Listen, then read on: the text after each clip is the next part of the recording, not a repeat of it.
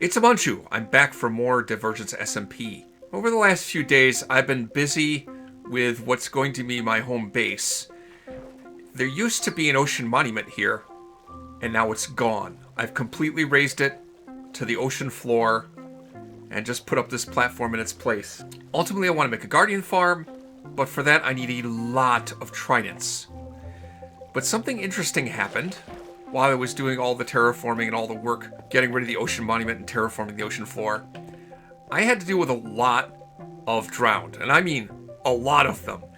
Now, it wasn't as bad as like in a Java Edition world I had where I was working in a deep river and had swarms and swarms of drowned. But in Bedrock Edition, more drowned that spawn have tridents than in Java Edition, and the odds of getting them to drop the trident is higher.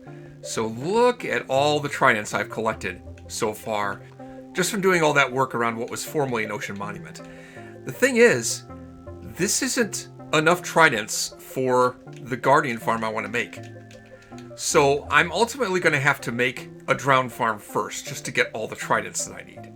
And that will be able to produce more than enough. However, since I have these tridents now, there is something else I can do, and the sooner I do it, the better. I can set up a store to actually sell tridents, even before I have the drowned farm that produces tridents for me operational. So I think that's the first thing I'm going to do today, set up a store to sell the tridents, and then get to work on the drowned farm. The first thing I'm going to do is, if I want to sell these tridents, I don't want tridents that look like they've been used a lot. I want tridents that are nice and shiny at full health. So I'm going to go ahead and repair these tridents before I do anything else. Then I'll immediately take the mending enchantment off, because nobody wants mending on trident, right? I'm at a stage now where I kind of wish I had shulker boxes.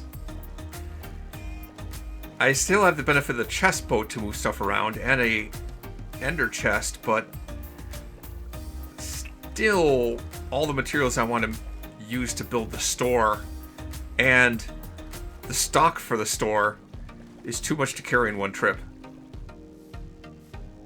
Let's see what I can find. Cat Bean said she had a shop over here near World Spawn. The brewing stand. Yeah, this must be her place. She was selling potions here, I think. That's not potions. That's empty barrels. Potions 2 for a diamond. If she had fire resistance, I'd be in the market for that. She does not appear to have fire resistance. You know what? I might want to make a special order. Let her know that I'm in the market for fire resistance potions if she could manage that. Because right now I don't have easy access to the materials for that. Alright, but that's her shop. I probably should set up a shop somewhere close to that. What's this over here? It's been a while since I've been back to World Spawn and really explored. This is... oh, it's a tunnel to Cat's base. Wow. Her base. I'm holding the map in my hand right now. So you can see the white arrow where I'm located in the northeast.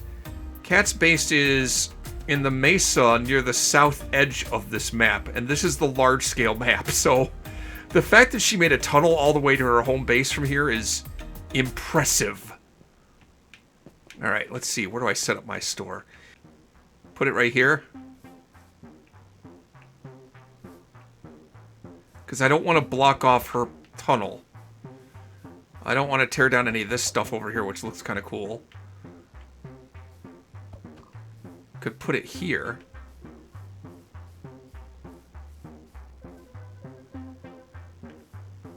Wait a second. What is this? Lots of interesting things going around down in here. Somebody built a leaf wall.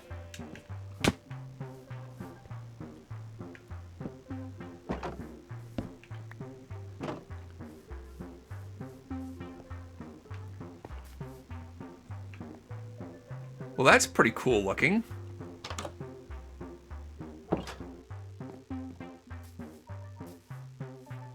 There've definitely been some renovations made around here. But I think this spot right there is where I should build my shop.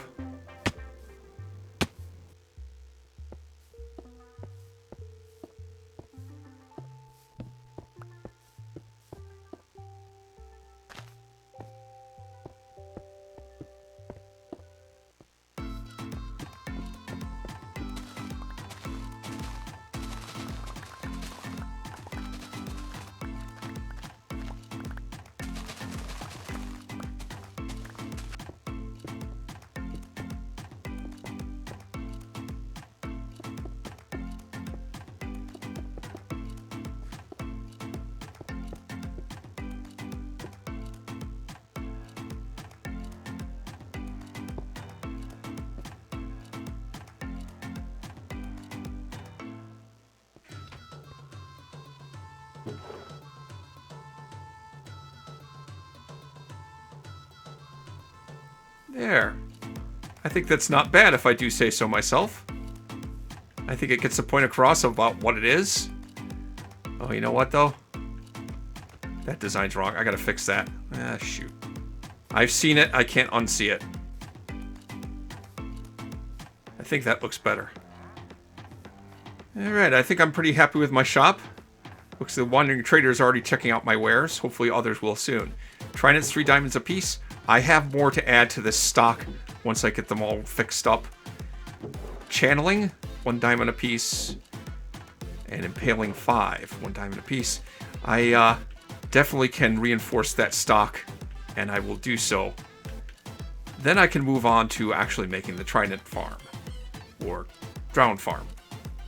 Something I've been up to before our first videos premiered was to explore around the world trying to find everyone's bases, or at least where they were set up at the moment.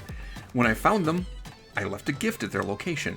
I found everybody except Diggins. Don't tell Diggins, I didn't get a present for her. On the day the first Divergence videos came out, Married in Minecraft did a live stream where they traveled from their temporary way station to their future home 10,000 blocks away. I was inconveniently offline for exactly the 4 hours they were live, so I couldn't tell them that I left a present right there where there was no way they could possibly miss it, and they left it behind. I left right here. Right here. I swear to God, I saw his live stream and he looked in this direction dozens of times.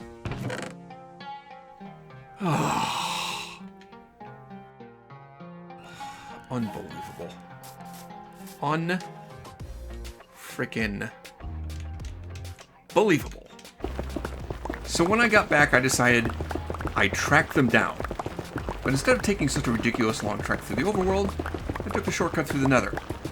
I already had a path halfway there, so I only needed a tunnel about 700 blocks. In the process, finding other 7H debris for myself. Then I came to the overworld right by their house. And we're trying to get it set up. So hey, Major, can you hear me right now? Okay, we can hear you. Okay, good.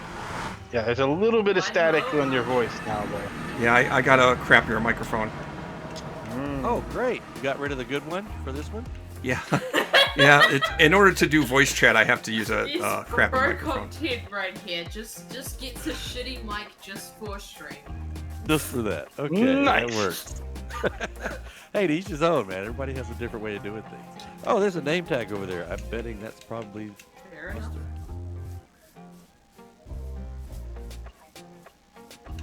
What you doing over here, Buster? Surprise! I am mining. In gate? Cool. I am digging. Oh, that's Amon. That's not Buster. How you doing? Yeah, that's the Munchu, apparently. I can't Hey. believe you frickin' missed this. I did not see a whatchamacallit? What is this thing? Obsidian box that things come in. Wow. You got books, man. Yeah, he left you a present at your old base, and we didn't notice it and just left it there. I was when gonna we say came here. he was talking about that on the on Sugar stream. He's like, I can't believe you missed it. I'm like, wait, what? What did I miss, huh? You kept looking at it too. 4 mending books. Thank you. That's you know, 2 for each of you, Spyglass. and a spyglass for each of you. That is I'm nice. so confused with it. Well, hey, I Where's the greatly box? appreciate that. Let me see if I can do the bow. Thank you very much. You're welcome. Wish we could do more things. Yeah, last week I was on a mission to visit everybody's base, and oh, here's Buster. He's not. And yeah, I left that for you. I put a chest down and put a sign right in front of the chest. You looked at it in your stream before you set out multiple did. times. You looked right at it. Look right at it and then left. Jeez, Oh my stop gosh. dying. Oh my gosh. Holy cow. That's awesome. Well, hey, appreciate you coming all this way out here to bring this to us. And it looks like you brought us something else because I see off in the distance using my brand new spyglass. Look at that. Yes. I see a portal over there. Is that by any chance on your subway network? Well, I guess it is now. Yeah. It is kind of funny that we put so much effort into finding just the right world seed with such a nice variety of biomes close to world spawn, a fortress and a stronghold really close to, and then immediately scatter to set up thousands of blocks from each other and from world spawn. I do want to check out some other creators' builds in the future, but for now, let's get back to making a farm.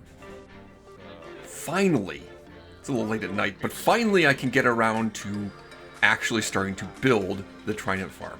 I'm building it above the platform where I'm going to put the Guardian farm. I want to make sure it was high enough above that, but we're talking sim distance 4, so I think what I did was a bit of an overkill. But here at Y180, which is ridiculously far higher than it needs to be, I'm making the base of the farm where I'm going to be standing AFK, if you will. I'm not really AFK, but where I'll be standing collecting all the drops from the farm. I build a platform with walls around it and then start to work on the Trident Killer. The Trident Killer is a pretty standard 2x2 Trident Killer. I'm using powered rails with an observer looking into the powered rail and a solid block behind the observer and another powered rail and kind of a circle. And once it's all placed, it will just cycle continuously.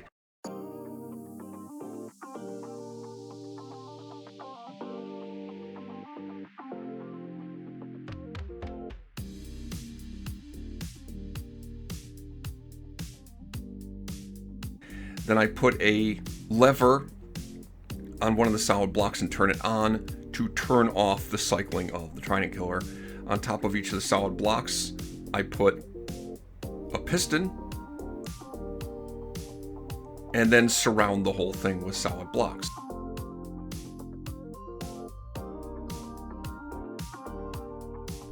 Placing trap doors here allows me to get access to the inside so that I can retrieve the Trident and get it back and then rethrow it.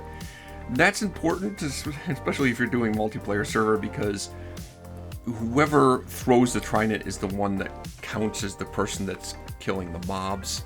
So if somebody else ever wants to use it, they have to be able to retrieve the Trident easily and throw it again. Now with the Trident Killer all set up and the collection system underneath it all set, I just build up 20 blocks from the bottom of the Trident Killer to where the bottom of the actual spawning area will be. From there, I'm going to build kind of a staircase 12 blocks high to make all the tiers of what's ultimately going to be like an upside down pyramid shape. Now, using deep slate blocks isn't really necessary. The spawning surface is going to be ice, so this is just what I'm going to put the ice on top of. But I think it'll look prettier than just using ice, even though that's not really necessary to have this deep slate. Now that the base of the farm is done, I'm going to put glass walls 2 blocks high around the outside of it, and then a row of dirt blocks. These are temporary blocks I'm putting down at the bottom level of the glass. Now finally, I start laying down the ice. Pretty much on top of everywhere there's deep slate, I place ice, and on top of the temporary dirt blocks, I place ice. I waited until this moment to do it because I can't have light sources anywhere around this area once I start putting the ice down, because I don't want the ice to melt. So I kind of saved this for the very last thing. So why am I using ice for the spawning surfaces, you might wonder? Well, it has to do with the spawning mechanics in Bedrock Edition, where when a mob spawns on a block, it spawns on the northwest corner of that block. And if there's a solid block to the north or west of the block that they spawn on, it will block the spawn, it will prevent it. So having this shape of spawning surface, if I just use regular solid blocks, a lot of the spawning surface area wouldn't work. Nothing would spawn on it. But mobs can spawn on or inside of ice, so the ice doesn't block the spawns. I have to use ice, not packed ice, not blue ice, just regular ice. The ice that I put on top of the dirt blocks, I can break and turn them into water sources. If you break an ice block and there's not a solid block or a water source underneath it, it will just destroy the block. It will just disappear. It won't turn into a water source. That's why I needed the temporary dirt underneath. After I broke all the ice on top of the dirt and made water sources, then I could dig up all the dirt and get rid of that without at the same time breaking the spawning surface ice underneath it. At this point, the farm will work, but only at night, only when it's dark enough for the drown to spawn. To darken the spawning area, I had to put leaf blocks over the top of everything. I went up 15 blocks above the glass wall and put leaf blocks over the top of the entire spawning area, and then 15 blocks out on the sides of the spawning area so that it will completely darken the area where the drown will spawn. It will be 0 light level day or night. The reason for using leaf blocks instead of solid blocks is that drown will not spawn underground. So I had to use leaf blocks for this. I have to try it. MLG bucket trick. That's dangerous. Fishing around. Place it and then pick it up. Several days later. I stayed up way too late the other night finishing this thing. I was up till 2 o'clock in the frickin' morning on a weeknight. Oh, what is wrong with me? But I got it done. I got the farm done, and then I came back after getting a decent night's sleep and spent an hour or so here at this farm collecting loot. And here's what I got from it. Well, besides the fact that I got 58 levels now. I have all this garbage, mostly garbage, and 51 Tridents, which should be more than enough for my needs. And now I can get to work on a Guardian farm that's going to use a lot of Tridents. Not quite that many, but a lot. Now, if it seems like I kind of glossed over a lot of details about how this farm works and you want to see more about that, check out this video where I actually build this same design of farm and a design of Drowned Farm in Java Edition, which is a lot more complicated and doesn't work nearly as well, and I get into why that is. And make sure to subscribe to my channel so you won't miss when I work on the Guardian farm next time on Amon Chooses Divergence SMP.